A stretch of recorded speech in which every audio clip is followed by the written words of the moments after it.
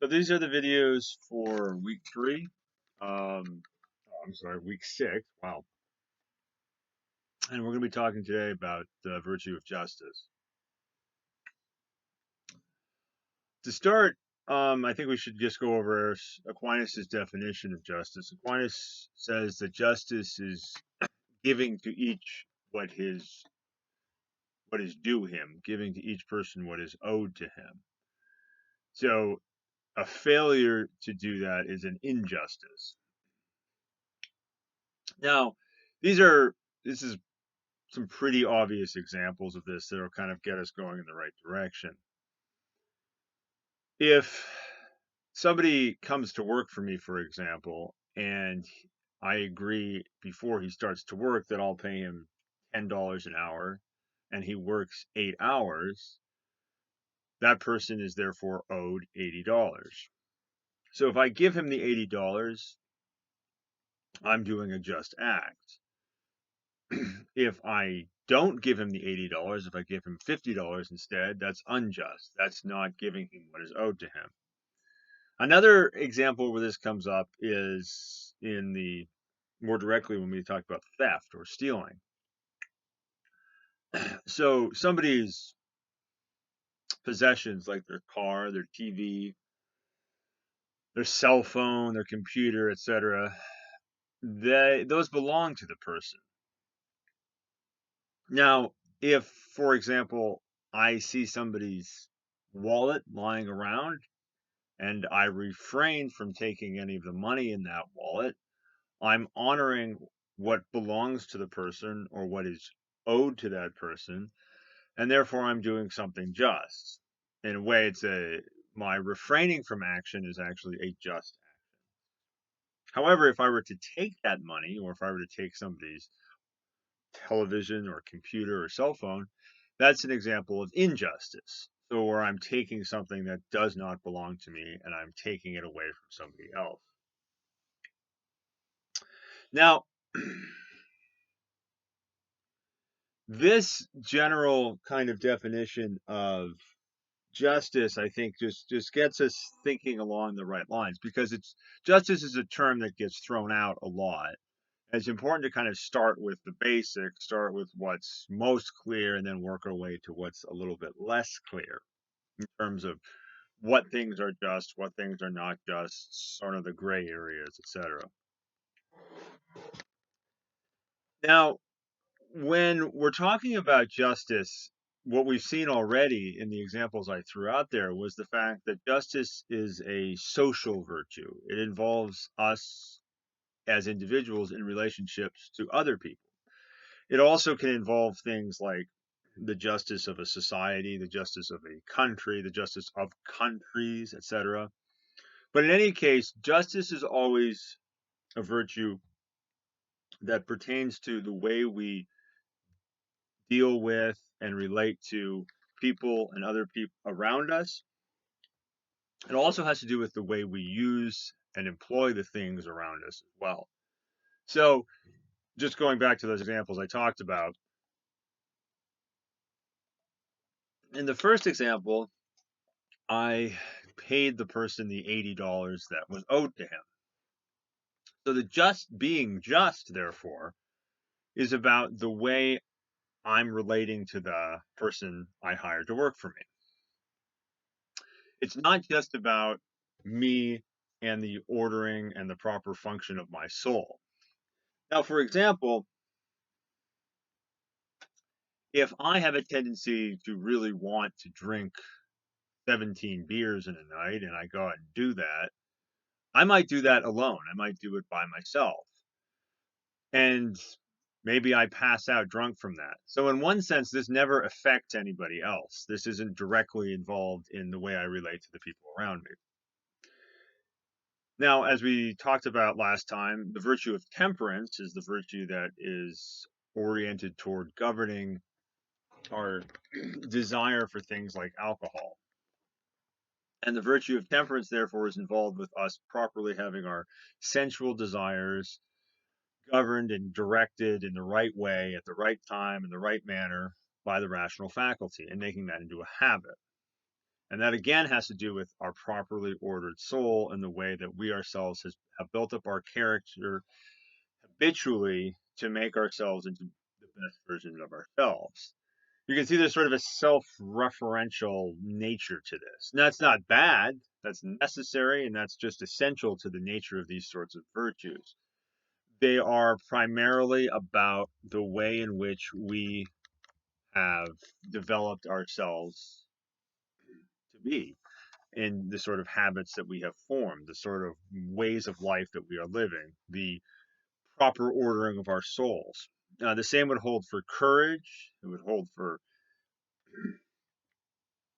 anger. In a sense, it would also hold for something like pride that we talked about last time. Now, pride does have to do with accepting honors from other people, but it's mostly about one's own disposition, one's own willingness to receive these honors that he has either earned or not earned. But justice is necessarily, according to Aquinas and Aristotle, oriented toward other people. It's an other referential, other directed kind of virtue. It has to do with our relationships to the people around us. Now, another thing I talked about was how it also has to do with the way we use or employ things around us too, in terms of our relationship to other people. So, for example, money is one of those things. Money is a primary thing of this. And if I am withholding money from the person who worked for me, if again go back to that example, I agreed to pay the person $8 or $10 an hour. He worked for 8 hours. I owe him $80. But instead I withhold some of that money and I hoard it for myself. And I said, no, I'm going to give you $50. That is where we see this. It's not just about my relationship to the other person. It's not just how I'm treating him. It also has to do with an exchange of a particular thing, in this case, money. So it's not just the relationship with another person, it's also the relationship with another person and the issue of particular things like money. Now, let's just kind of clarify that for a second. In my relationship with another person, I can get very mad at the person, for example, and I can have too much anger. Can have an excess of anger and go beyond the mean. And maybe I'll yell at the person or scream at the person or just walk away in a huff. Now, I've done something extreme. It's not virtuous. It's not good. It's not going to help my relationship. But it doesn't involve the use or employment of particular things. It's just about my emotional state being too excessive and, in a sense, hurting my relationship with the other person. Justice, though, not only involves my relationship with the other person, it also involves my relationship with the other person in conjunction with these particular types of things. So it's my relating to the other person and the sorts of things that are owed to that person or not owed to that person. The money being a very good example. Now let's go to another example. Theft is obviously something that violates the virtue of justice. So when theft is involved, it means that somebody has gone into somebody's house, for example, and taken something from them, taken their television, taken their computer, taken their money, taken their jewelry, etc.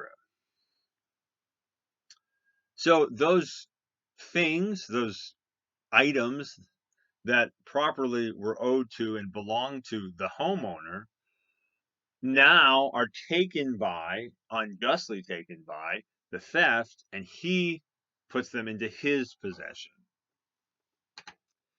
So if the thief were to just kind of break into the person's house and walk around and not take anything, it's not as much of an issue of injustice, because that's just about, that doesn't involve this taking of particular goods, taking of items. Again, that's the justice is not just our relationship to other people and the way we interact with other people. It's also the way we interact with other people in terms of kind of an exchange of goods and the use of goods, or the withholding of goods, like the withholding of money, or the taking of goods, like the theft and the thief who takes the wallet and the television and the computer and the jewelry and all that kind of stuff. Now, these are, again, I was kind of starting with the clear-cut cases, but it's important to keep this in mind, that this idea of justice, first of all, is giving to each person what is his due, and justice is, second of all, a social virtue. So those are sort of the preliminary kind of remarks that I wanted to make on that. Okay, so the next thing that we talked about with Aristotle was that justice involved both a general form and a particular form. Like what Aristotle did, I'll just start by talking kind of about the general form, first of all. Now, the general form of justice basically has to do not with our relationship to individual people or very individual circumstances. It has to do in general with our relationship to our country, or they call it often this, our state or our community. Now, let's just clarify that for a second, because that can mean things like our relationship to the town we live in, our relationship to the country we live in. I would also say for Catholics, our relationship to the church can be an issue of justice. So that's what we mean by general justice. The way we relate to and are involved in a larger community that we belong to. And this is where general justice comes into play. Now, justice is about giving to each what is due him. Now, in general justice, the thing that we have uh, that is owed something from us, the thing that we have to give proper respect to, is actually, in a sense, society or the community in general, the country in general. So let's just say the community in general. That's what we have to respect here. Now, what does that exactly mean? Well, let's try to parse it out. If I belong to a community, for example, it's important for me to be a good, helpful, loyal, law observing, law abiding member of that community. That means I pay my taxes, for example. It means I perform civic obligations, maybe serving on jury duty, helping up clean the village that I live in, maybe running for a local political office if there's needs for that, voting in the local elections, going to town board meetings, um, following the regulations and the laws of the place that I live in, like not driving 75 miles per hour down a main street in a village. Um, those sorts of things are an example of us and the way that we actually exhibit proper respect for the community that we belong to. Now, this is called legal justice for a good reason, because it has to do with the way in which, as I said earlier, we're law abiding members of the community. Now, let's kind of get in a little bit more detail. Aristotle's basically saying, look, and Aquinas follows this up too, I think, as well. Somebody can have, we can consider a really virtuous person in terms of his own individual life. So this person has, for example, a virtue like courage. He has a virtue like temperance. He has a virtue like liberality. He knows how to give the right amount of money. He has a virtue like the proper anger, etc. He has a well-ordered soul. He's made these virtues into habits for his life. He's living the happy life, as we talked about. He's living a fulfilled life. He has a properly ordered soul, et cetera, et cetera. So that's looking at the person in himself, in his own life, from its own perspective. But let's broaden that. Now let's take the perspective of looking at this person in relationship to the community. Let's consider the person as a member of his community. So this person who is, for example, courageous, according to Aristotle, is more apt to defend the country or defend the place he's living, defend the community.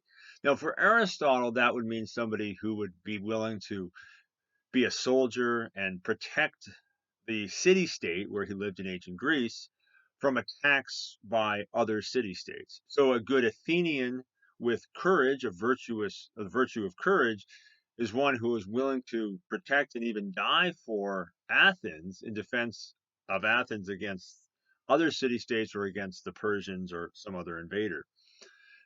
This is a little bit more extreme, perhaps, than we think about today. But I think even today we have a sense that those who are willing to serve in the military are people who have a personal virtue of courage to some extent, and then they're able to put that into practice in a social sense for protecting their country.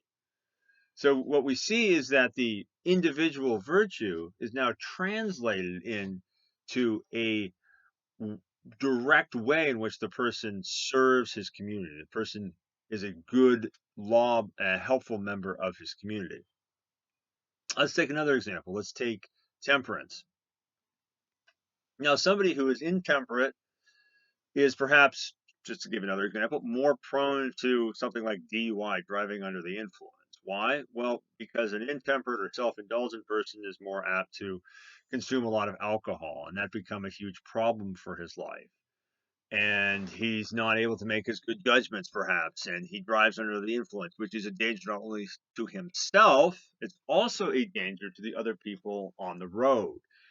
So it's a problem when the lack of temperance or the self-indulgence sort of bleeds into the way he relates to the society in general.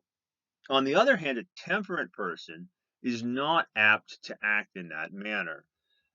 A temperate person is much more apt to have his consumption of alcohol, for example, properly regulated. And if that's the case, he's not going to drive around drunk. Um, Aristotle would also talk about another example, and I think it's a relevant example. It's here too.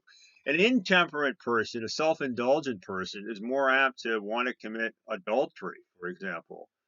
Aristotle will talk about, wanting to seduce the neighbor's wife. Now, if you do that, if somebody does seduce his neighbor's wife, this is not very complicated, but that's going to create a lot of social discord, shall we say. The neighborhood is going to be divided. People are going to really be mad, most especially the husband of the guy whose wife was being slept with by his neighbor.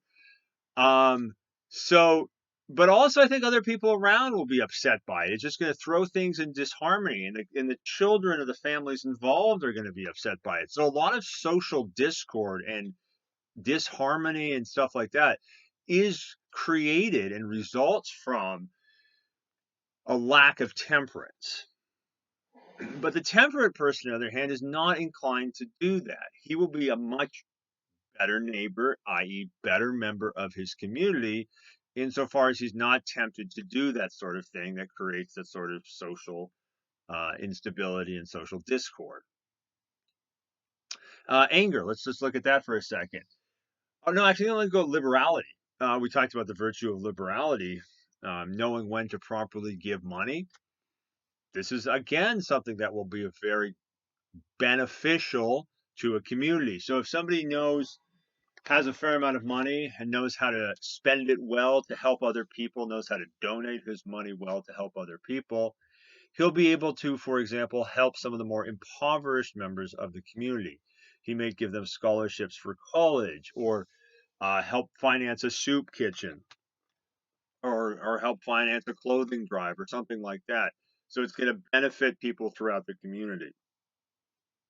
Now let's understand, community is a broad term. I talked about earlier, community, anything from like your village all the way to your country. Some people talk about a global village.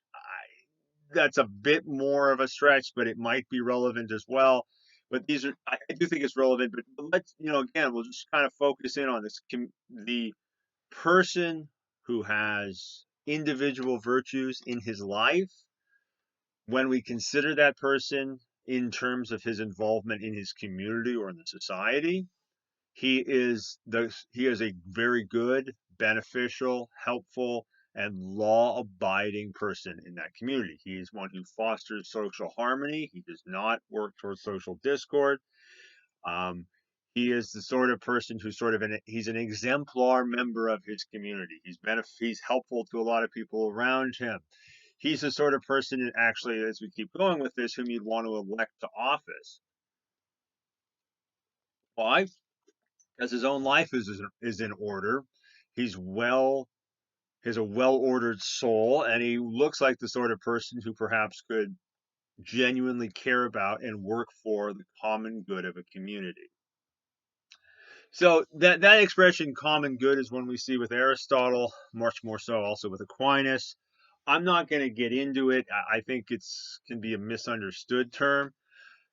Just basically the common good is a situation has to do with those things that are necessary for a community to really flourish. So a community with a common good is one in which people have adequate money, housing, opportunities for work. There's good relationships between people. They're working well together. The government is not tyrannical. It's not oppressive, but it is strong and it does its job well. So if you can think of a well-functioning community in which people have their needs met, that's a community that has come to kind of exemplify and manifest a common good.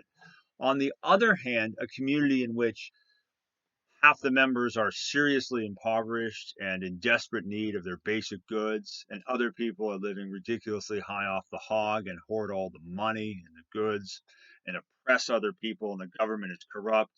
That's obviously a community that has failed to live out its common good. So the common good has to do with not only my good, not only the good of my friend, but the good of everybody considered as a community, how we dwell and live together in a communal way. Now, you guys living in the House of Formation know this too, that even in a small community like that, there's some things that are good for the community that'll help the common good of people relating well to each other, working well together, the community flourishing, and other things that'll work against that common good. Getting back to justice, what we note here is the fact that justice is something, the general justice or legal justice is something that definitively and decisively fosters the common good. Now, that would also mean that an act of injustice or that are unjust work against the common good. We kind of saw that before. I just want to articulate it again so it's very clear. If, for example, somebody takes what is not his, if he robs somebody else's house, that violates the law, obviously. So it's illegal. It takes what doesn't belong to him, so it's unjust, and it disrupts the social harmony because now the people who have been robbed from have less. Their lives are in disarray. Other people around them are kind of afraid that something similar is going to happen to them as well. And another thing is this guy might encourage other people to go rob as well. So he's a catalyst for social discord. He's an example of somebody who's operating against legal or general justice.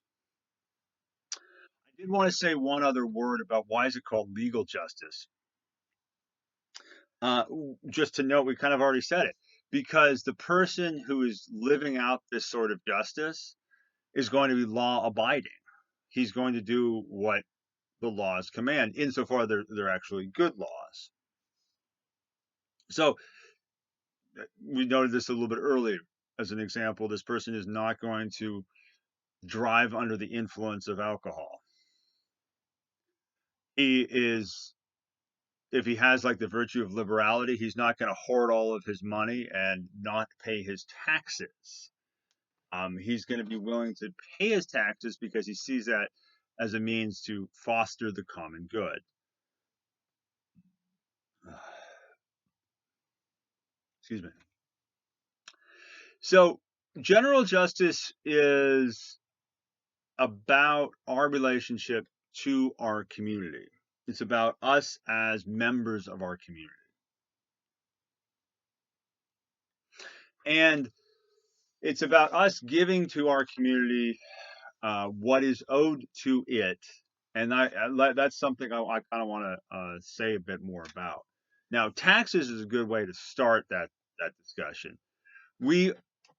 I remember when I was working in Alaska, it was about 13 years ago, and there's a guy from Eastern Europe who worked with me, and he was only working there that summer, and he was a little bit upset. He said, "Why do I have to pay my taxes?" He said, "I don't even live in the United States." And it's a valid question. It's a valid question for somebody who's just coming to the U.S. and working here for 3 months. It's also a valid question for somebody who's been living here his whole life, like myself. Now, I think one of the reasons why paying taxes, at least in general, is an example of general legal justice is the following.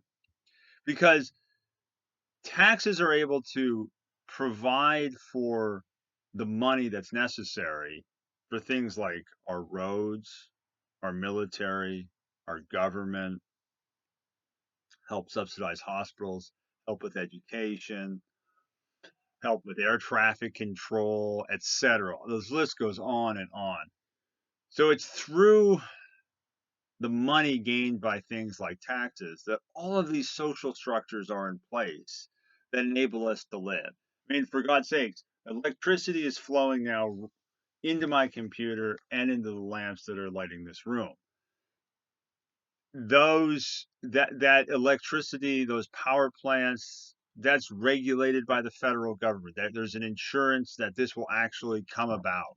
Um, I couldn't even turn on a light switch in a way without there being some sort of social structure in place that facilitates that, or at least has some oversight of it. Getting on a road to drive to work is very difficult if nobody has constructed the roads, if nobody has made sure the roads are in decent repair, if nobody has made sure that the bridges on these roads are actually working and won't fall into the river below them, if nobody ensured that there's actually like yellow lines to prevent people from passing. These are all things that we just take automatically for granted, and yet they're provided for us by our society to some extent, or by our community, we should say. Therefore, right from the beginning, we owe a lot to the community. All of that, those structures, those supports, those goods have become available and are helpful for us, almost necessary for us. So there's something that we owe to it. And I think what Aristotle and Aquinas are getting at, I'm kind of extending this point, but I think what they're getting at is not only do we owe a sense of gratitude, but we owe an obligation to be a good member of the community and to support that community. It's given a lot to us in terms of the things we just mentioned. It's important for us to give back in the right way. And I think taxes is kind of a crystal clear and helpful example of this, because what we see is I have been given a lot of opportunities to turn on a light switch, get water that has been tested to make sure it doesn't have diseases in it, have plumbing. I mean, all of these things are ordinary parts of life, but they have to be overseen, or they have to be helped out by various entities in the community. And therefore, we have an obligation under justice to give back what is owed, and that would be paying our taxes. So, I mean, just let me clarify that for a second. If somebody has given me a nice house to live in, provided me with all sorts of clothing, given me a computer and access to the internet, given me cable TV, helped me work on my resume, has provided me nice clothes and a nice bed to sleep in, and given me meals, etc. Obviously, I owe a lot to that person. I owe him to a debt of gratitude. I owe him perhaps that when I start to go out on my own, I start giving back to him. Um, I owe to properly care for what he has given me. There's a lot that I need to render to him, to use Aquinas' languages. There's a lot that I have that I owe to him, and it is an obligation of justice for me to fulfill what I owe to him. Now, analogously, our communities give us certain structures and supports, like we talked about earlier. Now, it's not as extreme and it's not as total, obviously, as the example I gave, but they do provide us with structures and supports: roads, electricity, drinking water. Just use those three, either directly through constructing the roads or indirectly through the oversight of the electrical companies and the water to make sure it's clean. I have an obligation, therefore, because I've been given that, I have an obligation to give back to help support that. And that obligation often takes the form of something like paying taxes. So I think paying taxes indicates that when it comes to general justice, we have been given a lot by the society or the community, and now it's our opportunity to give something back that is owed. Again, Aristotle and Aquinas talk about justice as sort of equality. If I've been giving this amount, I should give back that amount. If I've been given that amount, I should give back that amount. Keeping things in balance and fair. So there's seemingly something kind of unfair if I take, but I never give anything back. And that's a violation, I would say, of general justice, is if I kind of live off of all the benefits I get from the community and never give anything back. There's an imbalance there. But if I do give back in the right way, according to what I'm capable of doing, then I think I'm fulfilling those demands of general justice. Now, I want to say one more thing, and then I'll go to particular justice. Obviously, there are times where a community makes demands that are not just, and a community uses its tax money for things that aren't just. And a community is itself very, very disordered and awful. And those are cases where general justice is not absolute. General justice is not the final say, and we don't always have to fulfill it. Henry David Thoreau, for example, talked about how he refused to support a U.S. government that was sanctioning slavery and the mistreatment of Native Americans. I think arguments can be made that you don't want to pay taxes for things that support things like abortion or an unjust war. Obviously, in the case of a heinous case like Nazi Germany, there was no obligation of justice to pay to really participate in that community because it was such a horrible, evil community. So what I'm talking about here is I'm not trying to promote that we blindly, always and everywhere, just follow the community. It's an intelligent, mature thing. But I think in most cases there is some obligation, some sense that we have been given a lot by this community and we owe something back. And that fulfilling of that, what we owe back, is the manifestation of general justice. But it's not, again, it's not absolute. It's always important to bear in mind that we should never be a blind blindly loyal member of a community.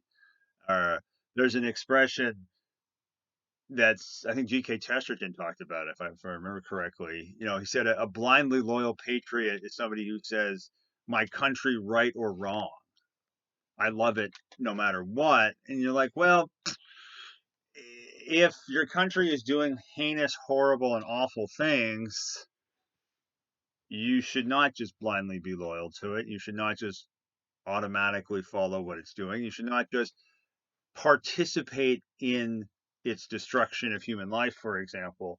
So this this general justice is important, but it's not absolute. It's ultimately, I think, subservient to a higher sense of good. Now let's kind of shift a little bit here. Actually, before we do that, I just wanted to end this thing on general justice. It's about giving back to what to a society or a community that has benefited us. It's called legal justice because it's about, the person who has this will follow the laws, and also the person who does this is according to Aristotle and Aquinas, the person who has all his individual virtues, but we consider him in relationship to his community. So those are the three main points that we drew out from this discussion on general justice. Okay, now let's start talking about particular justice. In a way, particular justice is a little bit easier to discuss. So it doesn't have to do with we don't have to talk about the common good. We don't have to talk about these levels of community or allegiance and to the community and what's owed to it. Particular justice has to do with our kind of everyday, normal, usual dealings with the people around us. Now, I'll start giving you some easy examples.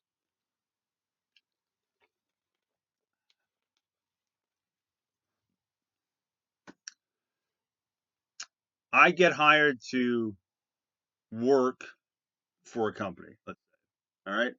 And the company asks me over the course of, say, 6 months to mow 100 lawns. This is kind of a strange example, but it'll work.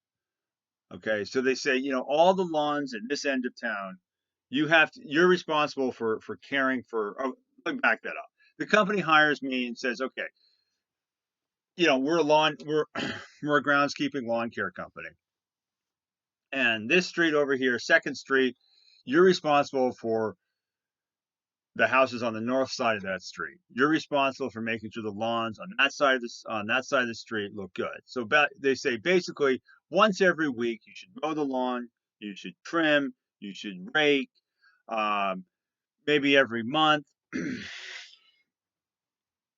you should weed, and you should edge on the sidewalk, maybe put mulch in once a month or so. But basically that's your job. We hired you to do this task.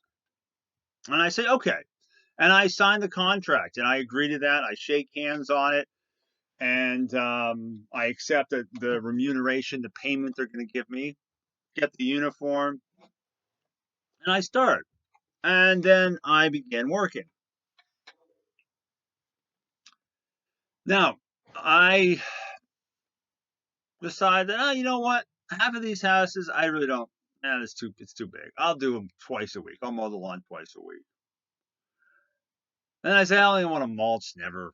I don't like dealing with mulch. I'm never going to put the mulch on. And I don't like edging, so I'm not going to worry about that. And I'll do the weeding, but I'm not going to get really into it. I mean, who likes to weed anyway? And weed whacking, well, that's a pretty loud machine. It gets out of hand. I'm not going to worry about that. So eventually I just start doing like what we call a half-ass job. I do half the properties weekly, the other half bi-weekly. And even then, I don't do any of them to the fullest extent that I've been hired to do. Now, I have given my word in a sense that I'm going to perform certain tasks. And as a result of me performing these tasks, the company will pay me a certain amount of money. So we've made a contract. Now, let's kind of analyze this a little bit mathematically, because this is what Aristotle wanted to do. I'm getting something over here, and the company's getting something over here. However, at least in contract form. So I'm supposed to be giving them something, and they're supposed to be giving me something in return. But I'm just getting, and I'm not really giving them anything else. So whereas it's supposed to be equal on both sides, now on the side of the employer, it's shrinking, right? He's not getting from me a full day's work or a full week's work or a full month's work. That keeps slipping, slipping, slipping. So what should have been a balance and an equality is now becoming an imbalance and an inequality. What should have been fair has now become unfair. I'm getting the money, but I'm not doing a corresponding amount of work. I'm getting the money, but I'm not doing the job I've been asked to do. So that's an example of a particular act of injustice, okay? Where in my relationship, not to the community in general, but to my employer, I don't act fairly. I create an imbalance, and I don't ultimately give what is due to my employer, which is the work I promised to do. And therefore, I'm doing something that's unjust. Now, the same would obviously hold if it were the employer who failed to give me money that is owed me for a job that I have done. So, for example, if I have signed up for this job, but in this case, I actually do it and I do it well. So I do the lawn care on all of those 7 houses or 8 houses, let's say. And I do the mowing and the weed whacking and the edging and the trimming and the mulching, and I remove the weeds from the flower beds. And I make sure it looks really nice, and I take a lot of pride in that work. And I've been hired to do so, let's say at $15 an hour, and then my employer comes along and pays me $10 an hour. We see the same situation. It was supposed to be a balance, and this is the side of the employer, this is the side of me, the worker. Here I'm doing what I'm supposed to be. They're getting from me that hard work, but I'm not getting the corresponding amount of money that I'm supposed to be getting. We see an imbalance and an unfairness, an inequality, and it's unjust. They're not giving to me what is owed to me. Again, it's an injustice. The justice is obviously where there is the balance, right? That is where you have the company giving to me what is owed and me giving to the company what is owed. They give me the money that they promised. I give them the work that was promised. I give them the work well done. They give me the money that corresponds to or is in some sense equal with that work being well done. So that just sort of gives you a sense of where particular justice comes into play. All of those sorts of dealings with our bosses, with people we make contracts with, people we make promises towards. That's another area. Our neighbors, somebody using somebody's equipment and not returning it, creating that imbalance. That could be another example of injustice, but respecting that property, that's an example of justice. Now, before we get into too much detail with that, though, I think it's important that I bring up the 2 terms Aristotle used to describe this. Because Aristotle says, look, there's 2 types of justice involved here. There's distributive justice and there's rectifying justice. And I want to make sure that's like super clear before we proceed. Now, distributive justice has to do with the way things like money or honor or other good things are distributed among several different people. That's distributive justice. Now, the example I used in the reading guide is an example I think I can bring up again, and was one example, but I'll bring up another example here, and we'll go back to the example of somebody being hired by an employer. Now, let's say the employer in this case hires two people. He hires me to work the north side of 2nd Street, all those houses, and do the lawn care for them. And then he hires, let's say, Justin to work the south side of 2nd Street and do the lawn care for those houses. Now, it's the same street, and let's say there's an equal number of houses on both sides of the street. It's in the same town. None of the houses have yards that are much really bigger than any other yard. None of them have any more flower beds or any more poison ivy or any more. None of them have a lot more trees than any other house. So there's kind of a general sense that these sides of the street require an equal amount of work and effort for the lawn care to be done well. In other words, it would take approximately the same amount of time on the north side as it would on the south side to do the lawn care work well. All right, now let's continue this. So Justin is hired for one side of the street and I'm hired for the other side of the street.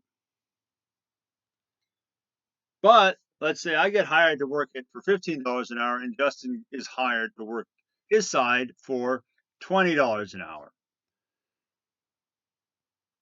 So what's interesting here is the distribution of wages or potential wages is from the beginning imbalanced. Justin, myself, they're not equal, even though the corresponding tasks are equal.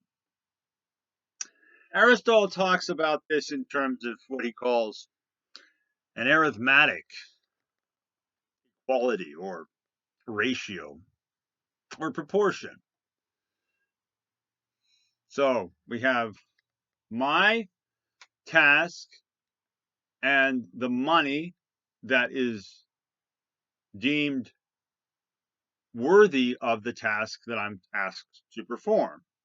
So this is, we'll say this is A and this is B. Now, there's Justin, which is C, and there's a task that he's asked to perform.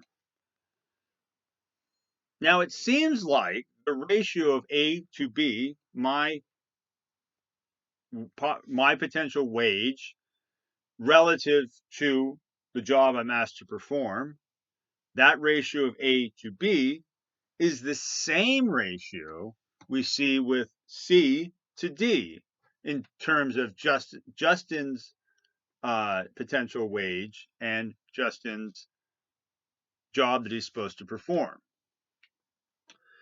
So it should be the case that the ratio that excuse me, it should be the case that those things are actually going to be equal. That my wage corresponding to the work is going to be the same as with Justin's and his work. But that's not the case, because what we saw is that there is actually a disproportionate amount being given to Justin as opposed to what I'm getting. Therefore, there's an imbalance, and that's an example of wages being distributed unjustly. Aristotle's example will have to do more with honor.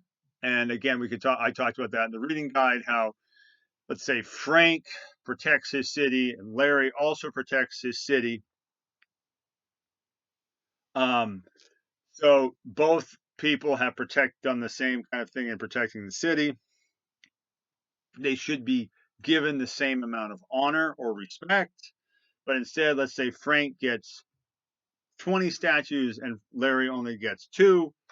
that's disproportionate, it's out of balance, it's unequal, it's unfair, unjust. You've distributed an unequal amount of honor, and therefore it's an unjust distribution and it violates distributive justice. What would be therefore an example of distributive justice, not an example of distributive injustice?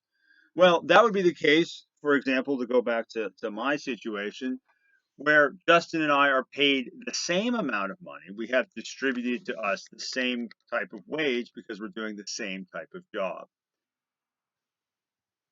This is a legitimate issue though in the workplace, that people who are asked to do similar amounts of work and similar types of work be paid similar amounts of wages. Now it's complicated insofar as it's not always easy to clarify what a similar amount of work is. It's also not easy to clarify what a similar level of expertise is.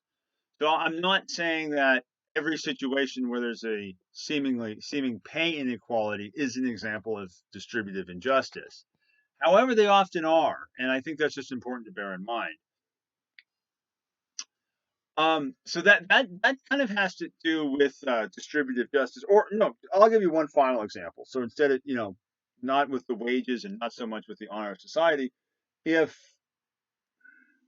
a parent has two kids and one kid stays out past 11 and his punishment is he has his car privileges revoked for a week, and then the second kid does the same thing and he has his car privileges revoked for a month. They do pretty much the same kind of bad thing, staying out past their curfew, but the punishments are unequal. So it's not just about this distribution of good things like money and honor. It can sometimes actually just have to do with the distribution of punishments. In this case, they're not equal. Again, the ratio of A to B of the first kid to his punishment ought to be the same as what we see with C to D. And when there's not, when there's an inequality or disproportion, it's an example of injustice, distributive injustice. Okay, so that's distributive justice. Now, what the heck is rectifying justice? Well, rectifying justice has to do with situations where an imbalance has been created due to a deliberate act by an individual or individuals. Now, a prime example of this is theft, and we've talked about this, but it is helpful to think about. So, if a thief takes a bunch of things from my house, he's taken things that don't belong to him. So, this is what I had previously, and this is what he had previously. Now he's taken a bunch from me, and what I've had is lessened, and he's gained something. So rectifying justice is about bringing that into balance to some extent. So maybe in this case, the person is going to have to pay back to me something that he's taken. He's going to have to serve time in the community. He's going to have to do community service to kind of give back what he has taken away. It's about bringing this back into proper balance.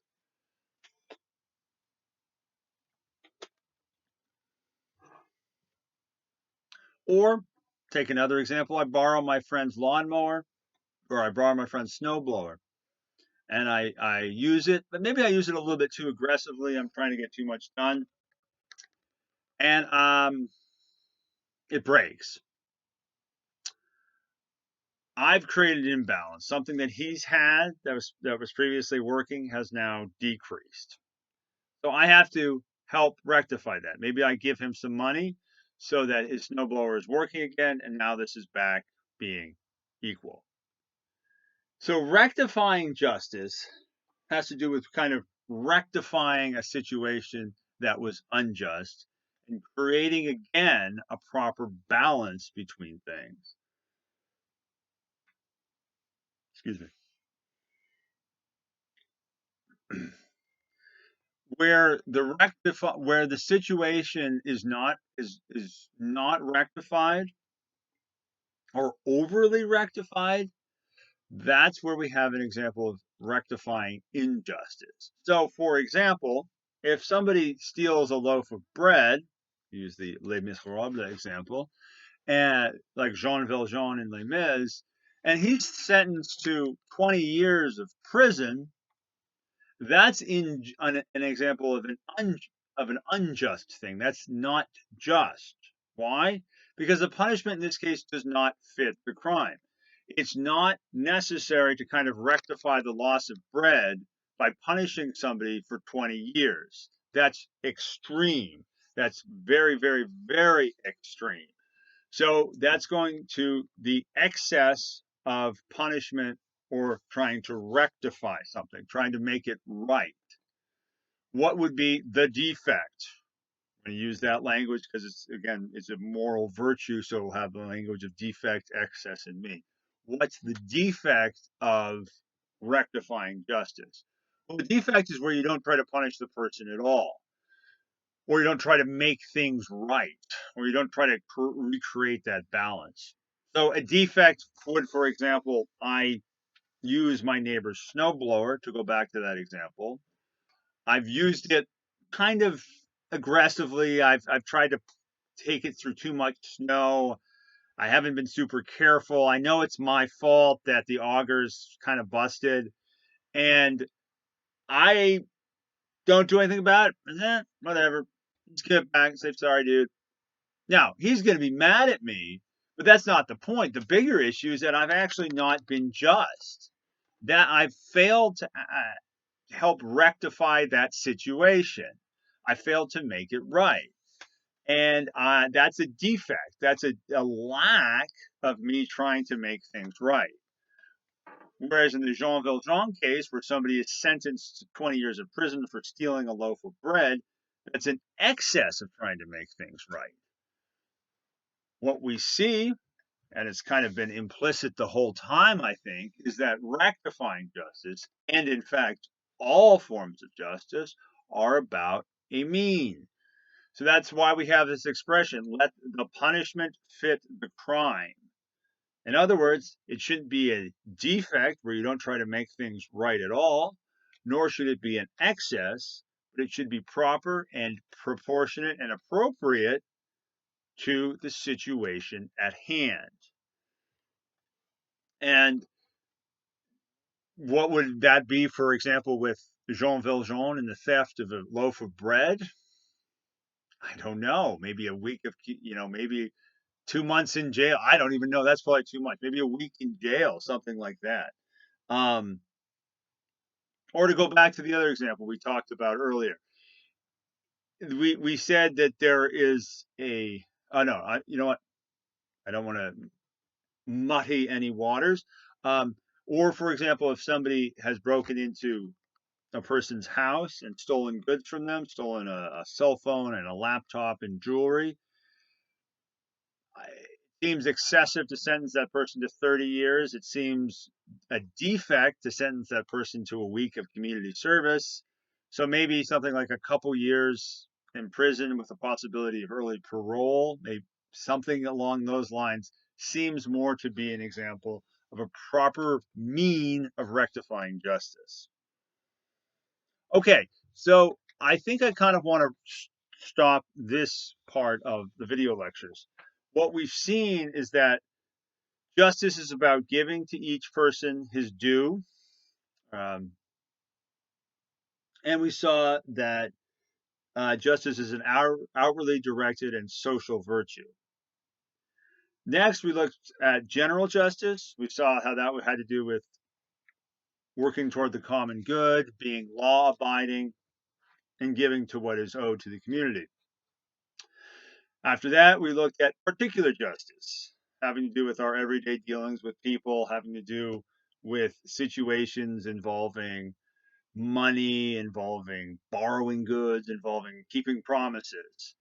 And that particular justice is divided into distributed justice, and distributed justice having to do with the way we distribute or give out things like money to two different employees, or honor, or even punishment. And then there's rectifying justice, which has to do with making things right or creating a proper balance after things have been taken. Um, this can be example when a thief has to serve time for his crime or give back what he stole, or I have to give back to somebody an item that I borrowed from him or help pay for something that I broke.